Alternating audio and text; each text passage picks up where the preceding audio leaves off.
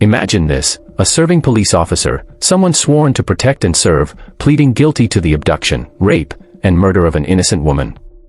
This isn't the plot of a crime thriller, it's the horrifying reality of the Sarah Everard case.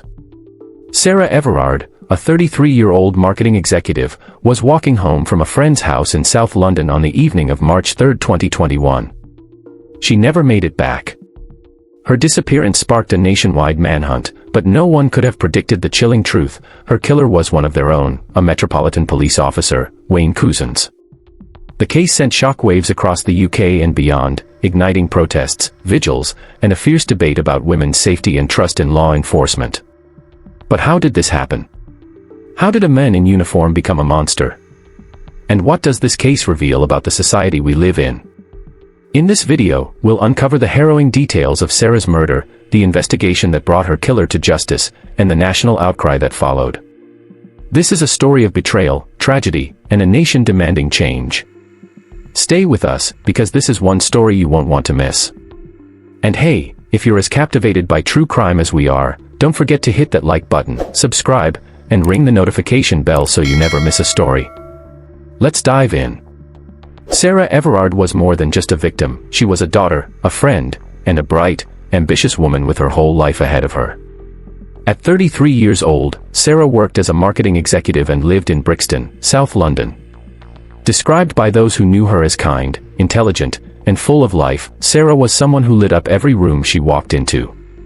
On the evening of March 3, 2021, Sarah left a friend's house in Clapham, South London. It was around 9 p.m., and she was walking home, a journey that should have taken her less than an hour. She was last seen on CCTV, wearing a bright green rain jacket, a blue and white headband, and green headphones. She was talking to her boyfriend on the phone, assuring him she'd be home soon. But Sarah never made it home. Her disappearance was reported the next day, and her loved ones immediately knew something was wrong. Sarah was responsible and reliable. She wouldn't just vanish without a trace. As the hours turned into days, her family and friends grew increasingly desperate, pleading for anyone with information to come forward. The search for Sarah quickly became a national story, with thousands sharing her photo and details online. But as the days passed, the worst fears of her loved ones were realized. Sarah wasn't just missing, she had been taken. And the man responsible was someone no one could have suspected. Stay with us as we unravel the investigation that shocked a nation and exposed a terrifying truth. And don't forget to comment below, what would you have done if you were in Sarah's shoes? Let us know your thoughts. We're just getting started. When Sarah Everard disappeared, the Metropolitan Police launched one of the largest and most intensive investigations in recent memory. Every second counted, and officers worked around the clock to piece together her final movements. The first breakthrough came from CCTV footage, which captured Sarah walking along the A205 Pointers Road in Clapham. This was the last confirmed sighting of her alive. Investigators also identified a suspicious vehicle in the area, a rental car that had been seen circling near where Sarah was last seen.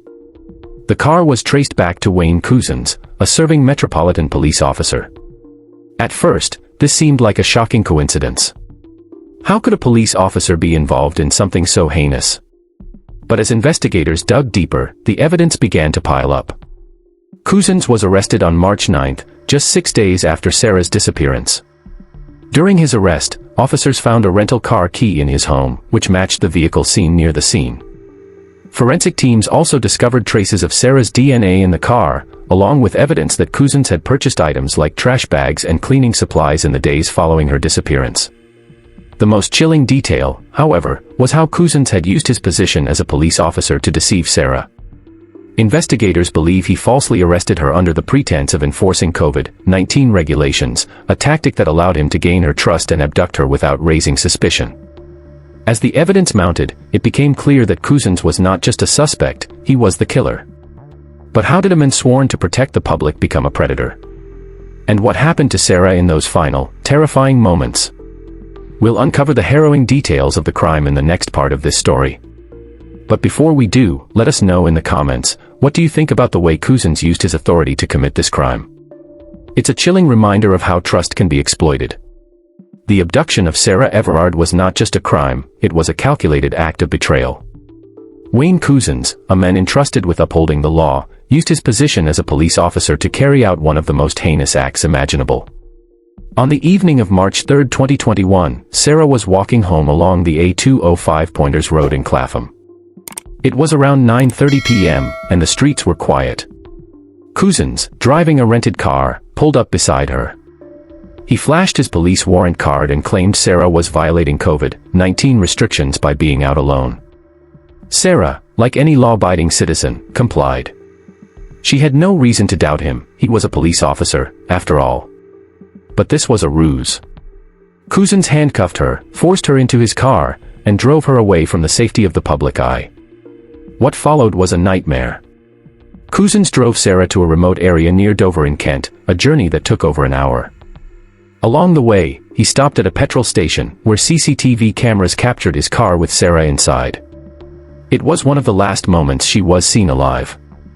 Once they reached their destination, Couzens raped Sarah and then strangled her with his police-issue belt. He later burned her body and dumped her remains in a pond in a wooded area near Ashford, Kent. The brutality of the crime was almost unimaginable, and the fact that it was carried out by a police officer made it even more horrifying. Sarah's body was discovered on March 10, a week after her disappearance.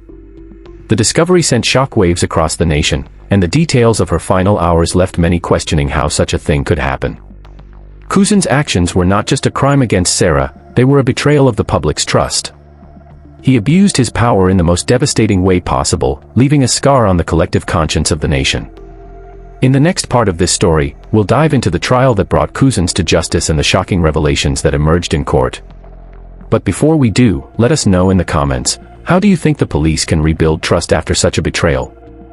Don't forget to like, subscribe, and hit the notification bell to stay with us as we uncover the full story of this tragic case.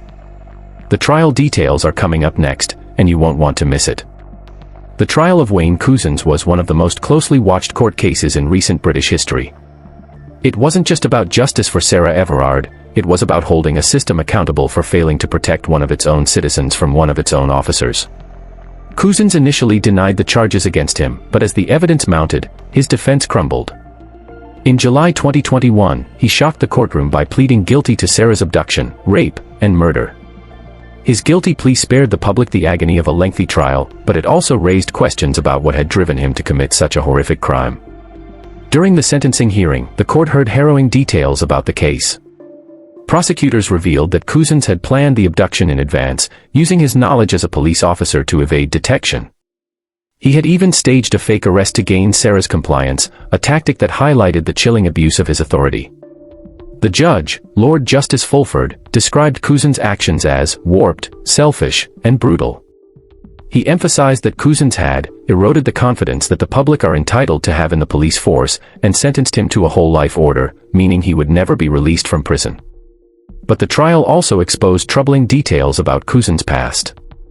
It emerged that he had a history of inappropriate behavior, including allegations of indecent exposure in the weeks leading up to Sarah's murder. These incidents had been reported to police, but no action was taken. Many questioned how someone with such a history could remain in a position of power. The case sparked a national conversation about police vetting and accountability. How could a man like Couzens slip through the cracks? And what needed to change to prevent something like this from happening again? As we move into the next part of this story, we'll explore the public reaction to Sarah's murder and the nationwide outcry that followed. But before we do, let us know in the comments, do you think the justice system did enough in this case? The murder of Sarah Everard didn't just shock the nation, it ignited a firestorm of anger, grief, and demands for change. People across the UK were horrified that a police officer, someone meant to protect the public, could commit such a brutal crime. In the days following Sarah's death, vigils and protests sprang up across the country. The most notable was at Clapham Common, near where Sarah was last seen. Thousands gathered to pay their respects, leaving flowers, candles, and messages of solidarity. But what was meant to be a peaceful vigil turned into a flashpoint for controversy. The Metropolitan Police, already under scrutiny for their handling of the case, faced criticism for their heavy-handed response to the vigil.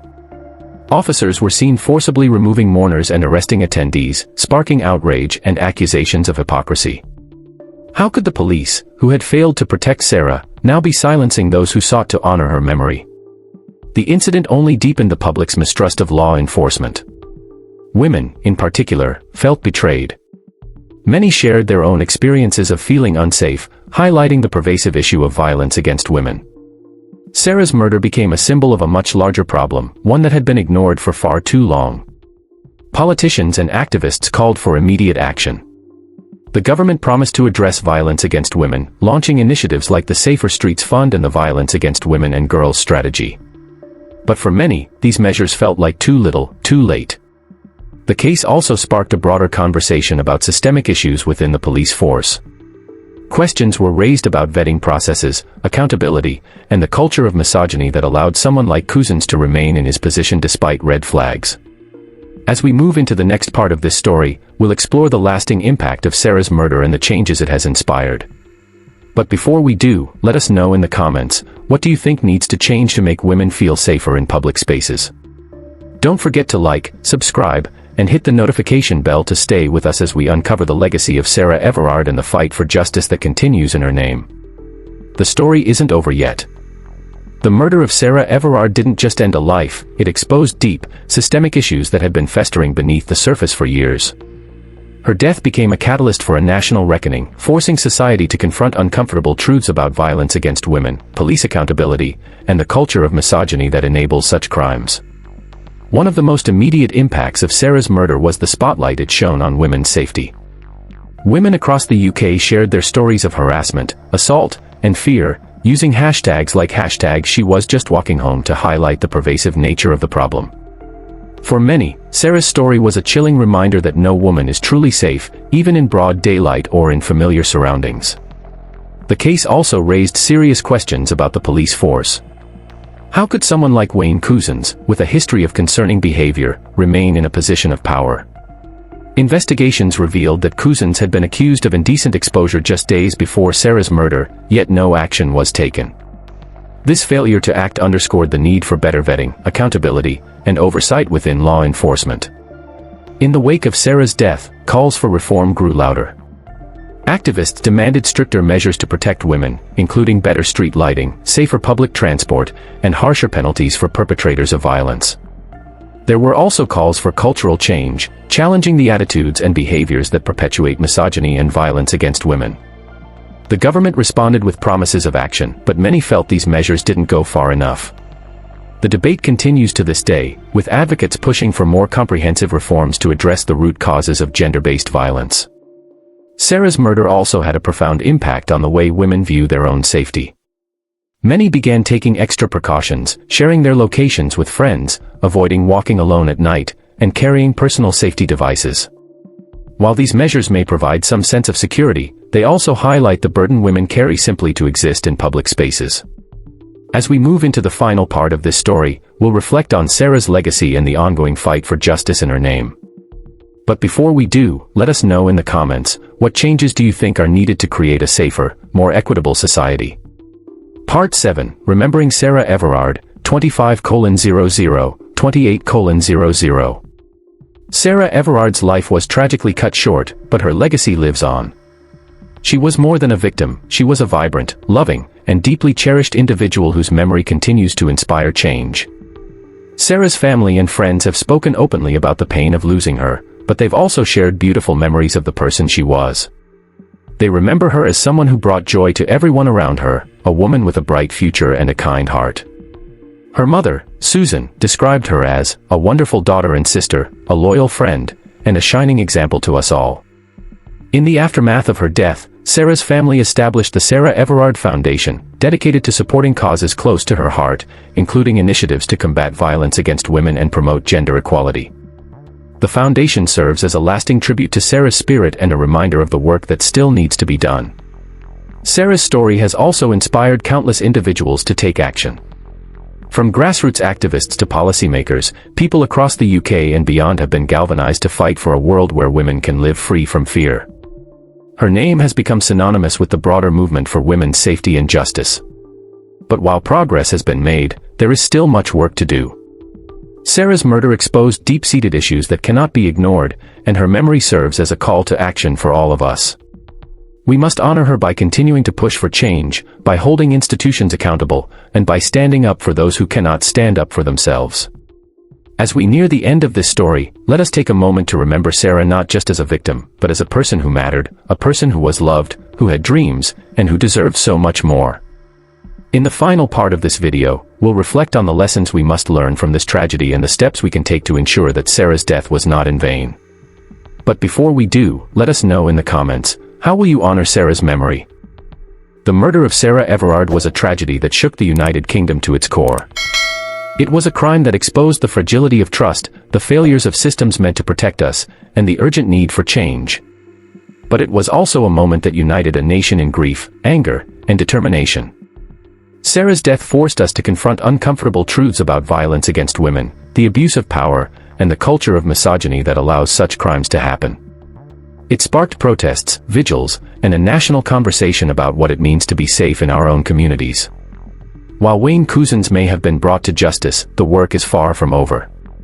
Sarah's murder highlighted the need for systemic reforms, better vetting of police officers, stronger accountability measures, and a cultural shift that challenges the attitudes and behaviors that perpetuate violence against women.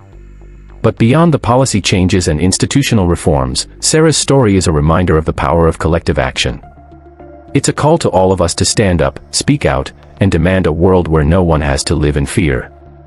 As we close this chapter, let us remember Sarah Everard not just for how she died, but for the light she brought into the world. Let her memory inspire us to fight for a future where women can walk home safely, where trust in those meant to protect us is restored, and where justice is not just a promise, but a reality. Thank you for watching this video and for joining us in remembering Sarah's story. If this story moved you, don't forget to like, share, and subscribe for more in-depth true crime content. Together, we can keep the conversation alive and honor those who have been lost. Until next time, stay safe, stay informed, and keep demanding justice.